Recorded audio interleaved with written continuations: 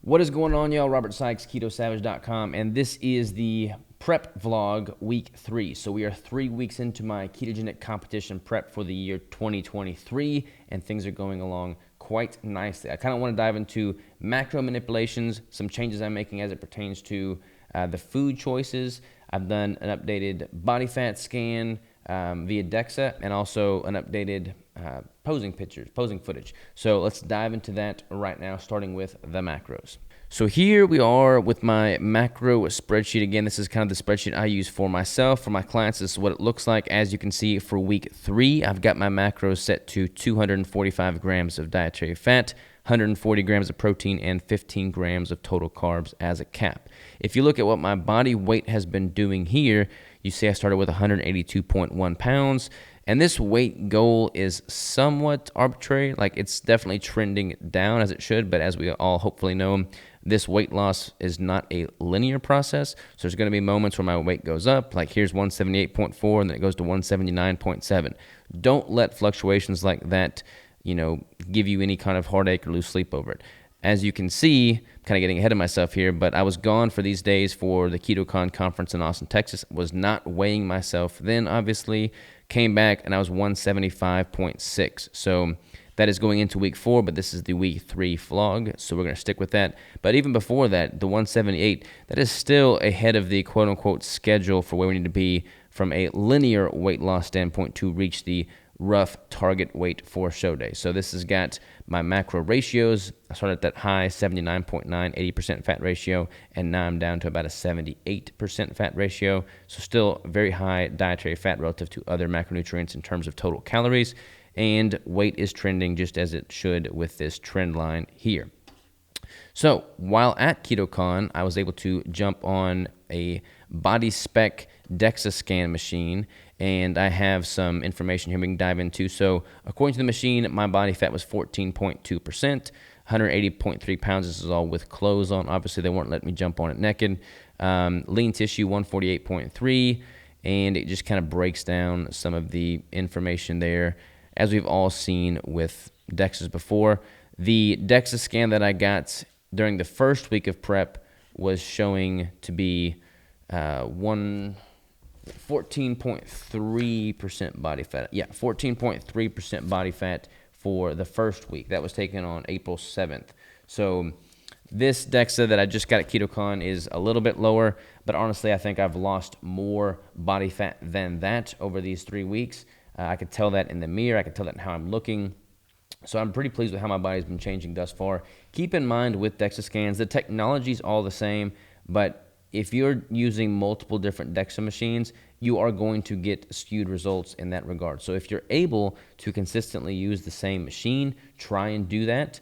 Because, I've done DEXA scans in Little Rock. I've done DEXA scans on the body spec vans. Those are on vans. So, that may cause some flux there. And then I've done DEXA scans in different performance institutes all over the U.S.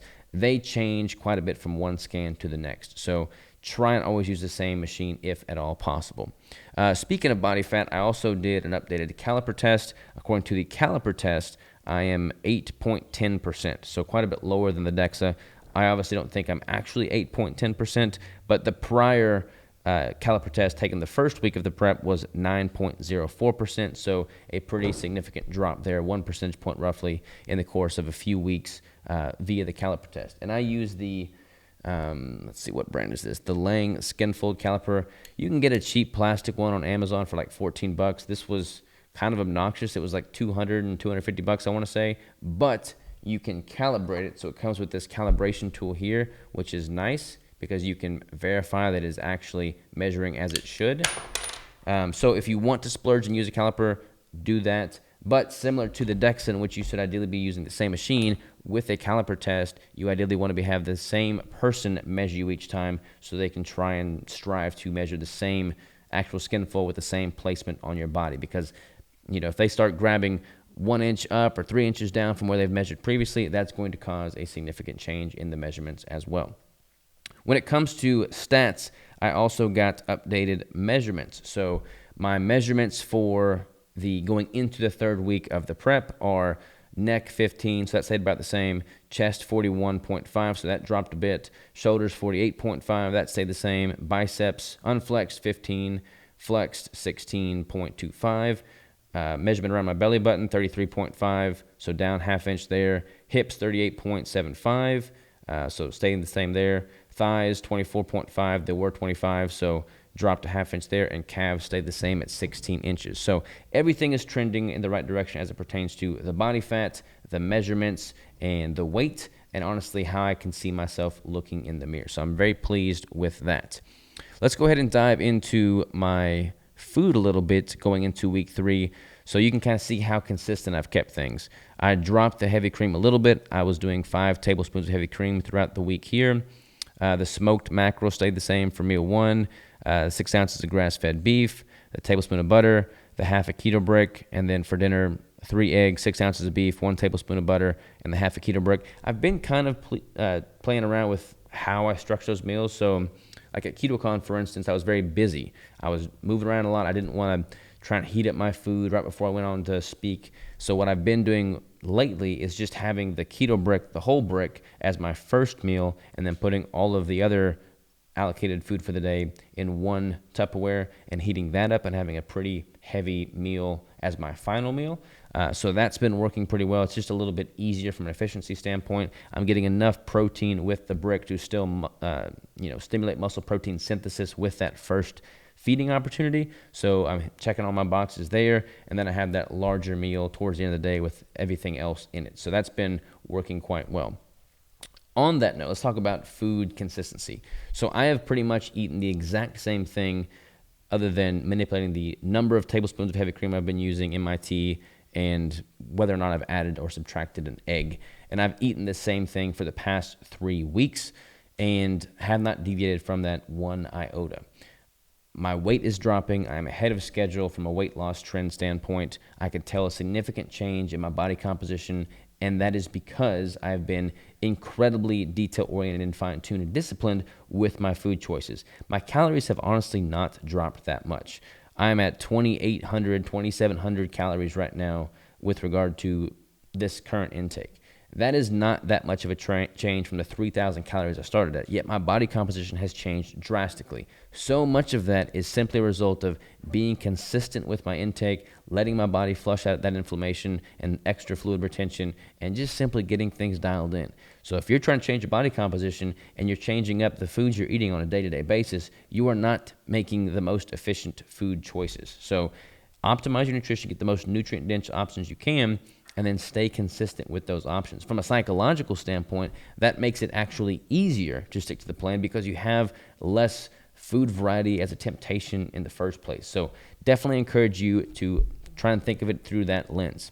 All right, so now that we kind of know what my macros are looking like, we know what my stats are doing, let's actually dive into some updated posing footage. This was taken going into the third week, so this is pretty much 2 weeks after starting the prep. So here we go. Let's just dive in right now. We started recording this, and it was a little bit out of focus through the first few poses with the symmetry rounds, but it gets crisper here in just a second. So let's just dive into it as we see here. I can already tell that I'm leaning out quite a bit, like I said, in the pictures, but now that I've got it on footage, we can certainly see a difference, especially in my midsection. Like I'm just simply not holding on to as much, fluff in the middle. Like that's going to be from expelling some extra fluid, some extra inflammation, and just simply from getting things dialed in and dropping some of that body fat. All right, so we get a little bit more crisp right here, and this is rounding out the end of the symmetry round poses. I can also tell that my legs are getting a little bit sharper as well, a little bit more separation in the quadriceps, and then a little bit more feathering there on that teardrop. So let's just dive in here. We got the front lat spread. We got the front double bicep that I'm going into now. My arms always carry very little body fat, so they are starting to lean out. But as I get leaner and leaner, those are always the first body parts of mine, and most people, honestly, to really lean out the quickest. The last for me and most people is the lower back and glutes. So going through my side chest, side tricep poses there, and then turning around to the back. I'm really happy with my hamstring development. So that's one thing I've really been trying to tackle hard here lately. And when I hit these back lat spread and back double bicep poses, I just have a lot more hamstring thickness than I have in prior years. So I'm excited to see what that looks like as I get more and more dialed in and lean out further and further. And you can see the hamstring more too on these side poses too. Like I got a little bit more of a hamstring sweep. Still, the hamstrings are my weak point, that and my chest, but they are certainly brought up from what they have been previously. So kind of going back into the front lat spread there, and now I'm going to go through and just simply do, the final movements, hands overhead, abdominal thigh. You will certainly see a lot more definition coming through there as the weeks progress. And then you'll be able to see with that pose, that hands on hip, most muscular, more striated chest, more striation in my chest, because I'm basically doing an isometric, squeeze there, and you'll see that popping a lot more. So again, this is pretty much rounding out the poses going into the third week, so 2 weeks into the prep itself. As far as everything else goes, as far as my hunger, I was actually quite a bit more hungry in the end of the first week. I've kind of leveled off a little bit now. My hunger throughout week 3 has not been that bad. My energy has still been rock solid. I feel really great. All my lifts have been able to hold steady, so I'm not losing any strength. I may, in fact, actually be gaining more strength. So I feel really, really good about how everything is progressing thus far. So that is, ladies and gentlemen, that is week 3 of the prep. We will do this again, like I said, every single week going forward. I'll be sharing with y'all every single manipulation that I'm making, so you will not miss a beat. And I will see y'all next time.